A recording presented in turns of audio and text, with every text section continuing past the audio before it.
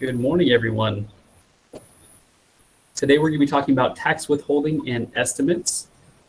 So a little bit before we begin, I want to give a little introduction to who we are and I guess the presenters today. So my co-presenter here today is Kathy Stump. She's one of our she's actually our tax manager. She's not just a tax preparer. She's got a lot of experience between tax preparation, accounting. I am the COO of Molen Associates. We're a tax and accounting firm started in 1980.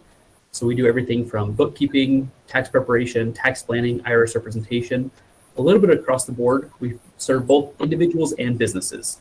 So whether you have a business or you don't, if you're dealing with retirement distributions, that's something we can help you with. The purpose of this webinar is we really want you to be in control of how much you are either going to be paying at the end of the year, how much you're getting in a refund. We want you to be able to simplify and make the most out of your taxes.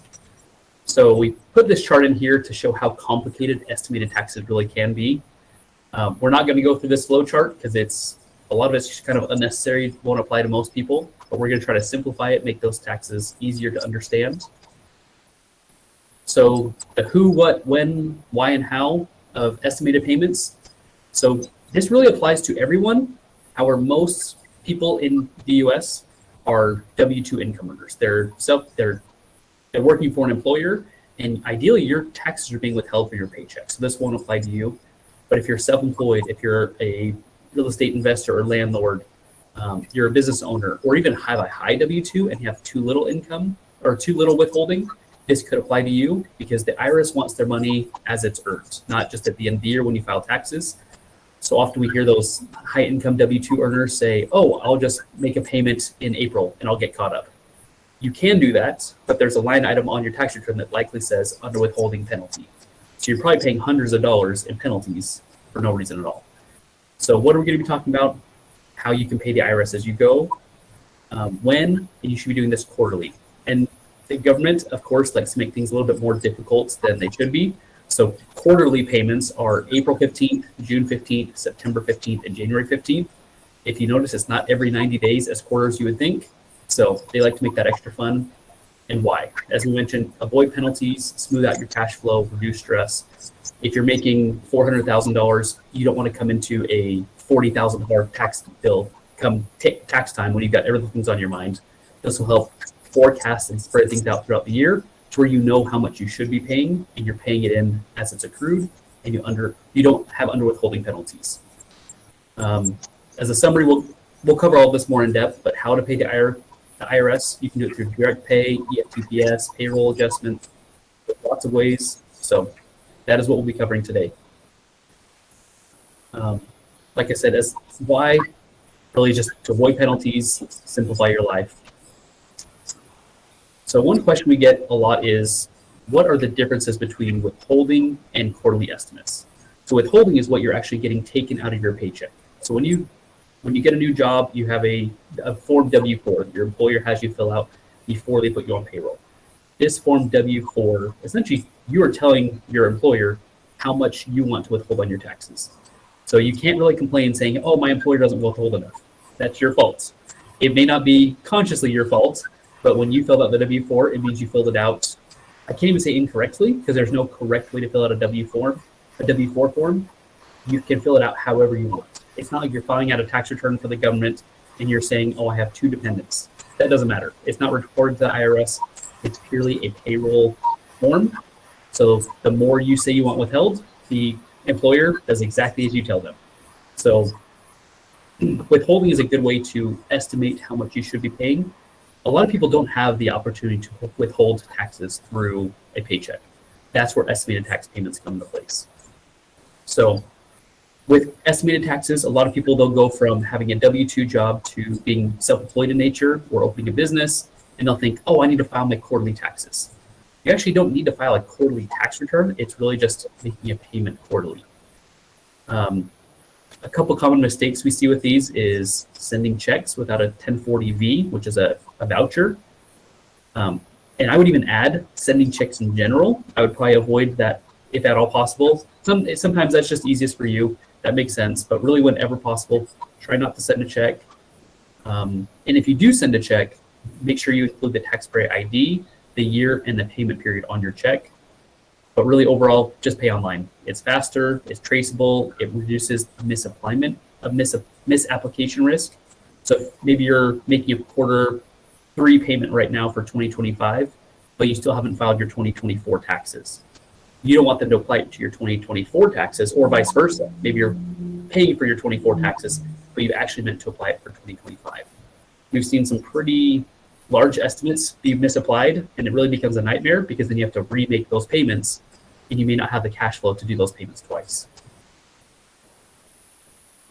So a couple items of information before we dig into how to calculate estimated payments, what to do with them. I want to talk about total tax versus tax refund or your amount due on your 1040. So many times we'll get, especially during tax season, we'll get people calling in saying, oh, I want to maximize my refund. I want to get $3,000 back. Or if we're filing the return, maybe it's you're getting $2,000 back, but your prior person got you $3,000 back. Well, how come you can't do the same thing? In reality, we are only reporting on what was actually done. So when we do more proactive strategies, withholding can be part of that. But when we're doing the return, we're essentially adjusting what you have paid in versus what is actually due. So today we're talking about total tax, not just what's showing on your tax return. That's essentially irrelevant.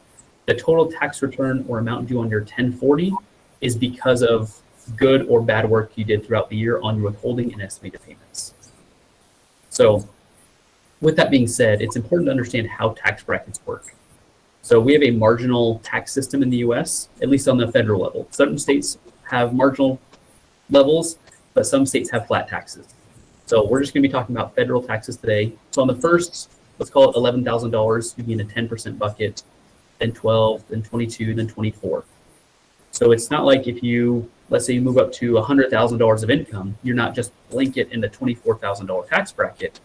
You still go through these buckets, which means your effective tax rate is the sum of all of these taxes, not just 24.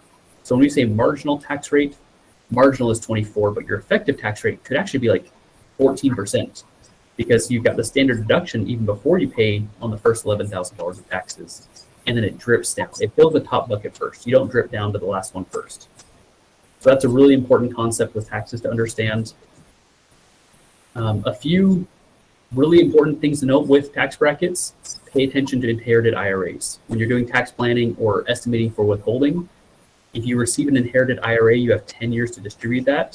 So let's say it's a $100,000 distribution. That'll be on top of your earned income. That inherited distribution is likely going to be at your marginal tax bracket, but it could push you into that next tax bracket down. That's a really important planning item. With Social Security taxes, it's not just on the full income. The amount of Social Security income that is taxable depends on the rest of your income as well. So for some people, it may be that your Social Security is not taxable at all. For some people, it may be that up to 85% of it, that is the maximum. And then whatever taxable portion falls into these buckets, just like your ordinary income is. With investment income, maybe you've got a Charles Schwab or a Vanguard or Fidelity fund where you've got $200,000 and you sell up $100,000. That doesn't mean your taxes are going to be on $100,000 of income. You have to calculate basis. Same thing for your business profit or K1s. A lot of business owners, they think, oh, I've got this profit, I'm going to distribute it. I'm going to pay taxes on this distribution. When in reality, it's the business profit and what's reported on a K1. So we're not going to go into all the complexities here of what is taxable, what is not, how to determine basis. We're really, for the sake of simplicity, there's so many. Honestly, we'd have to go through the whole tax code to go through all of those. But those are just a few examples of determine your total income, drip it through buckets. Once you determine the total tax, that's when you can do estimated quarterly payments or determine your withholding if you prefer to do it through your paycheck. So we talked about quarterly taxes being due on these dates. One thing we've seen a couple people make errors on is using a 1040V versus 1040ES. So ES is estimated payments, 1040V is a voucher. So a 1040V is end of year payments, 1040ES is those estimated payments throughout the year. Kathy, anything to add up to this point? I think it's important to, like Clark was talking about marginal rates. If you do get something like throughout the year that you weren't expecting, like an inherited IRA, or you get a big bonus at work. You do need to be conscious of that when you're doing your estimated planning, that you've not flipped over into the next bracket, because sometimes you're used to paying in that maybe 22% bracket, and then all of a sudden you either get a big bonus or something that you weren't expecting. And you think, oh, okay, well, I told them to hold out 15%. Well, you're going to pay tax on that for the most part in the 24% bracket if it's tipped you into that. And that's a common mistake that people make. They think they've withheld enough, and they don't consider that they're in a higher bracket than they're normally used to being in. That's perfect. And that trips up a lot of people, especially those first year or two into retirement. They went from earning a W-2 income to now being taxed on distributions. They oftentimes don't calculate what those estimated taxes should be. And sometimes they even forget about estimated taxes altogether. That's a big transition from essentially your employer was responsible for filing those estimated payments because it came out of your paycheck. You had to determine the withholding, but you reported on it annually on your tax return. But once you move to retirement, you are now responsible for those estimated payments. There's a few platforms. For example, Social Security, you can do, I think it's 7%, 14%, 22%. There's different levels you can withhold at. Even some investment platforms will ask you how much you want to withhold, and you can be a little bit more granular. But you as a taxpayer are responsible for how much is withheld and understanding this. So if you don't understand it, please ask a tax professional. We're here to help. As I mentioned, there's two different forms, the 1040V versus 1040ES. Here's what they look like. They're both small slips of paper. As you can see, they're not full tax returns. It really is, here's your contact information and how much you're paying. Once again, contact information, how much are you paying? So it's really pretty simple, and it's really just for the IRS to track what your payments are being applied to. So the biggest thing, if you remember nothing else from today, remember IRS safe harbor rules. This won't protect everyone for every situation, but I'd say, 99% of the time, these safe harbor rules are all you need to know for withholding. So let's say last year you made $100,000. This year you're making $120,000. You had a nice raise, things are going well. When you're trying to figure out how much to withhold, or maybe you own a business, you went from $100,000 profit to $120,000 profit. So a nice marginal increase. These are the tool rules to determine how much it's going to be. Because oftentimes with income, you don't know what it's going to be. It's fairly variable. Maybe you have a seasonal business. If you're self-employed, depending on when you receive payments from your clients, maybe you're expecting a $20,000 check on December 31st, but it came in January 1st. That can change how these quarterly estimates are. So that's why these safe harbor rules apply. So the two are pay at least 100% of last year's tax liability if you're under $150,000 AGI, or 110% if you're above that $150,000. Honestly, I'd probably err on the side of caution. If you're anywhere near that $150,000 of AGI, just plan on 110% of prior year, or 90% of current year's tax liability. So those are two good gauges. Like I said, 90% of current year, it's a little harder to estimate because you don't know what this year's going to be until the final end of the year tax return. So if you file an extension, you're not filing till October, you're now 10 months into the year before you determine what that 90% is. So I always try to err on the side of caution, because it's not like you're just giving this money to the IRS and you never see it again. You will get it back if you overpaid. You can even apply it to the next year, whether it's an estimate, apply that following year. But ideally, you're meeting these two, because if you don't, there is a penalty, and that penalty is the interest on underpaid amounts. It's not huge. Let's say you're underpaid by $2,000. You're what, Kathy? Couple? Probably about 100 in penalty and 100 in interest, and it's not a lot of money.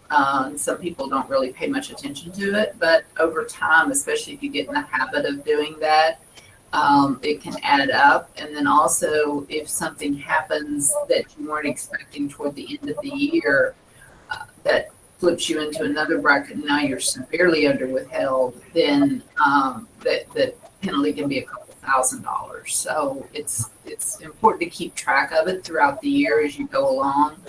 I like the earlier example. It says, even though you're not filing a tax return, but every quarter, that's a good way of estimating. It's like, okay, what do I think my expenses are going to be? What's my income? What's my net profit? Just, I mean, you should be doing that anyway as part of your running of your business. But it's a good way to kind of gauge if a tax surprise is kind of lurking in your records. Mm-hmm.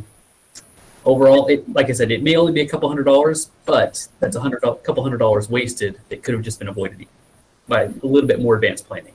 So definitely recommend it. So the IRS has a tax withholding estimator. So I put a QR code up here on the top left for you. Anyone that wants to check that out, it is very easy to use. It's actually, I've got it on the next screen here. So you'll enter information about yourself, about your income, any adjustments, deductions, credits, and it shows you very detailed results. So on that results page, if you select the drop down, it actually walks you through the logic of how they came to that number, which is super helpful. So it actually, if you've got a W-2 job and you're looking to do withholding, it'll fill out the W-4 for you, so you can just print that out, send it to your HR department of your employer, and make it really easy. So even if you don't think you have an issue with this, if you've got a new job, if you just got married, you have a new child, if you've got large investment gains, or even if you just purchased a rental property, you got some depreciation, anything like that, I would highly recommend just running a withholding simulation to see if you need it or not. If you have those things pretty frequently, I'd recommend doing at least mid-year every year, maybe May or June, and then again in October, November, even December. If you need to make some year-end payments, it's better to get it as soon as possible, because the longer you go, that's when the penalties and interest really rack up. So Kathy, quick question. What happens if you do have a large seasonal swing? So let's say you make $100,000 in quarter 4, but in quarters 1, 2, and 3, maybe you just did $10,000 of income per quarter. What would you do in a situation like that? When you file your tax return, you can ask for your estimated income. You can kind of put that in there, that you're putting your estimated income. Okay, it was even for the first 3 quarters, and then you have a large swing, so that you still owe the tax. Obviously, you don't get out of paying the additional tax. But that form that goes with your tax return will help you relieve yourself from some of those kind of seasonal type businesses, or if you got something that you weren't expecting, like a bonus. You could apply for that penalty. It's almost like a penalty waiver. It doesn't do anything to the tax. You still owe the tax, but you can get out of some of the interest and penalties if having it toward, kind of judging when that event occurred. And especially if you can know in time to make a payment during that quarter. Like if something happens in the 3rd quarter, if you can say, oh gosh, I had this bonus, I need to make an additional payment, and make it within that quarter, so that the tax paid and the money coming in kind of match up with each other. And it'll give you a lot better result at the end of the year. Even if you do end up owing a little bit more in tax because of it, you can get out of penalties. Perfect. Okay, so as I mentioned, that's the withholding estimator. So use that. It is super helpful. Going through a couple of real life scenarios. So let's say you're a W-2 employee and you have a side hustle. So you have your W-2, you have withholding out of that. And then your side hustle, you're getting payments from clients, or maybe it's just a 1099 from someone else you're working for. A lot of times we'll see people add those tax amounts rather than paying quarterly payments for that 1099 or side hustle. You could pay quarterly payments, or you can just increase your withholding on the W-2 income, and then you can just avoid the estimated payments altogether. The IRS just really wants their money as it's received. So the downside with this would be, most of the time, if it's a small enough side hustle, you think, oh, I'll just pay my taxes in April.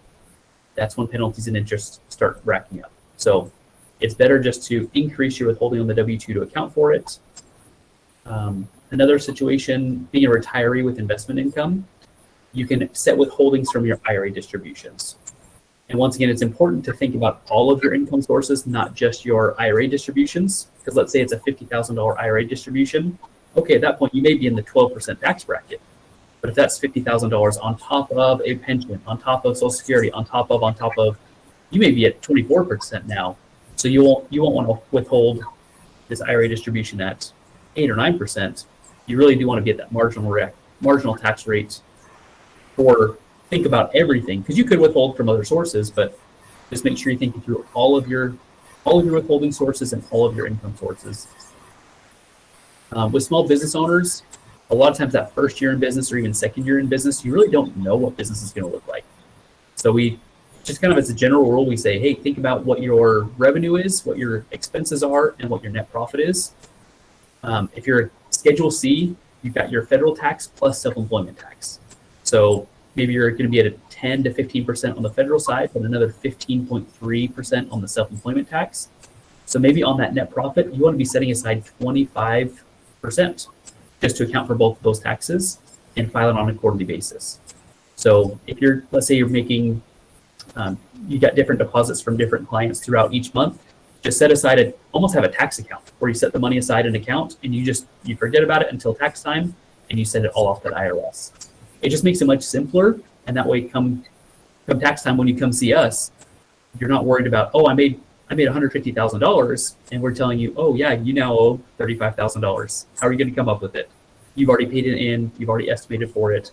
That's a really good way to, that first year or two in business where you don't really know what you're getting into, but you're making money. We can help figure out what a reasonable estimate would be as a percentage of deposits. So the goal here, like I said about withholding, there's no right way to fill out a W-4. There's also no wrong way. Really the goal is for you to figure out where you like to balance the scale. So if you withhold too much or make too many estimated payments to the IRS, you're essentially giving them a free loan. You're giving them an interest-free loan. They get to sit on your money. You do get it back. However, on the flip side, if you're under withheld, you're not paying enough, you will get underpayment penalties. So ideally, you can get really as close to the sweet spot as possible. You're making your money work for you, not the IRS, but you're also avoiding penalties. So use those safe harbor rules to get within. I like to be plus or minus $500 for my estimates. As long as I'm in that range, I feel really good. I know it's not always going to be happening that way. So realistically, if it's plus or minus 2, I feel pretty good. But some people, that threshold is, oh, as long as I'm plus or minus 20,000, I feel good. That's pretty big swings. So you can get much more fine-grained than that. But that's really the perfect spot. But everyone's a little bit different. Some people like to use this as a savings account. Then when they get the refund check, that's how they pay for a trip or something like that. Totally acceptable. It really just depends on your financial philosophy. A couple other things to note as you're doing this. Don't forget about state estimated taxes. So in the state of Texas, we're not worried about this. But there's lots of states with different tax laws. Like I said, some are marginal taxes, some are flat taxes, and some people even treat retirement distributions differently. So they may have a certain exemption on a retirement distribution, whereas other states won't. So be sure to either seek professional advice or really do your research and understand what's going on. For stock options, RSUs, if you have rental property and you have depreciation, especially if you're doing bonus depreciation, using maybe the Section 179 or bonus depreciation with the new One Big Beautiful Bill, talk to a tax professional. If you're a seasonal income earner, talk to a tax professional. There's a lot of unique situations that you just need to be aware of. And really overall, unless you have very, very consistent income, you're a straight W-2, I'd recommend doing a year-end checkup every single year. It can really help avoid surprises while you can make changes. A lot of times we'll do a withholding estimate for someone in November, and that gives them a whole month to figure out, oh, I want to find some more expenses. I need to get more organized on this. I need to make this estimated payment. Whereas if we do that in May, June, or July of the next year, you're too late. There's not a whole lot of tax planning that we can do. So I would rather be informed, especially if you do it in May or June, and again, November, December. Kathy, any thoughts you want to add through there? I think the important thing too about year-end tax planning is no one's going to see this but you. If you look at it and say, oh gosh, I think I'm going to owe $20,000. And then the fear of the IRS is going to know that you knew in December. That's not something that's ever submitted anywhere to the IRS. They're not going to see that you knew that you owed. It's more or less just to do it to give yourself kind of that peace of mind. even if you can't make your estimate, and you should make every effort to if you can, but even if you can't, that gives you that time to plan so that you're not past the tax return deadline and getting into more interest and penalties, having to ask for payment plans and that kind of thing. It just gives you more time to plan your tax liability and the payment of it. Perfect. Okay, one more slide on. So I've got a QR code for this as well. So it's how to make a payment. So when you're actually coming time to make an estimated payment, if you scan that QR code, it takes you to irs.gov/pay. So a couple notes here, make sure you select a reason for the payment and apply it to the correct form and period. This is a huge, huge reminder. So this is what you'll see when you go to irs.gov/pay. You'll select the reason, and there's a lot of reasons. So for the most part, if you're making estimated tax payments, you'll do it here. If it's an end of year payment, it's going to be balance due. If you're paying with an extension, let's say it's April 15th, you want to file an extension, technically the balance due for that year is due April 15th. So even if you file an extension, it's an extension of time to file, not of time to pay.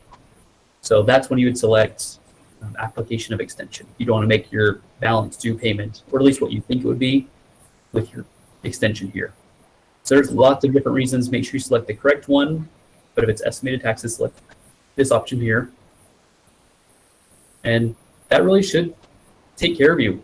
If you take all those steps, if you have any questions, feel free to let us know. But we're going to open it up for Q&A now. So if any of you guys have questions, feel free to put them in the chat. There should be I think it's a little conversation bubble with a question mark in it.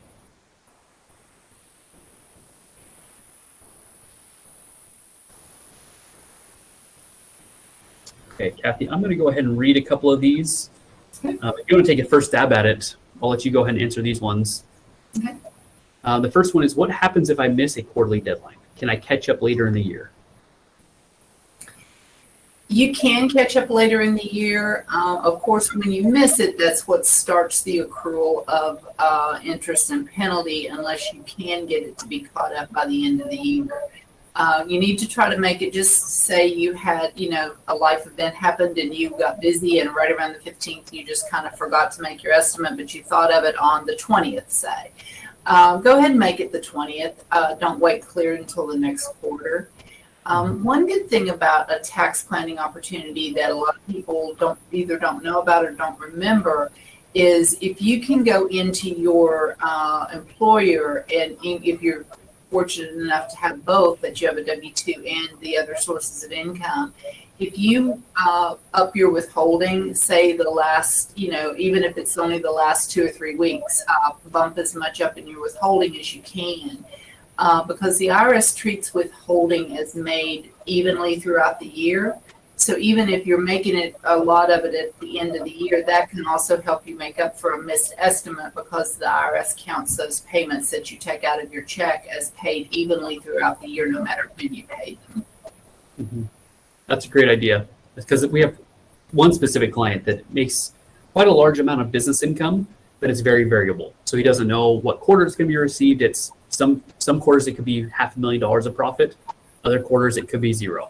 So at the end of the year, he actually does a very large payroll run and really sets all of it to taxes to help avoid some of these underpayment penalties, just because he doesn't want to deal with quarterly taxes. So that's a great strategy. Another question here, do I need to make estimated payments if my business is losing money this year? Well, estimated payments are based on your overall income, not just your business income. If you are just a self-employed individual with no other income, then you wouldn't be required to make estimated payments. But if you have other sources of income, especially if you have investments or retirement distributions, anything like that, or even a W-2 that has insufficient withholdings from it. Say you're in a 25% bracket and your W-2 is only withholding at 10%. And then even though your business may be losing money, unless it's losing enough to offset all of that, it's not going to be sufficient to just say, I'm just not going to make estimated payments because my business is losing money. You have to consider your overall income for the year to determine what your tax liability is. Perfect. What happens if I accidentally send a payment for the wrong tax year? That's a fun one. That's not fun. That's not fun at all. There's not a whole lot you can do about that because to get it to be reapplied to the Internal Revenue Service, you really would have to make an application to get it reapplied. By the time that would ever work its way through their channels, if it ever did, you would just be in a farther down the road than you started at. If you can, make another payment to the right period, if that's at all possible. And then if, just for example, say you made a payment towards your 24 taxes and you were really trying to make a payment towards your 25 estimated payments, get your 24 return completed as soon as possible, get that refund, and then try to turn around and make another payment for your 25 estimates. Because there's really not a lot that you can do if you, that's why it's really important to be careful, because the IRS makes these little drop downs and stuff. They're convenient. But if you click the wrong one by mistake, then it sets off a chain reaction of stuff that's hard to correct.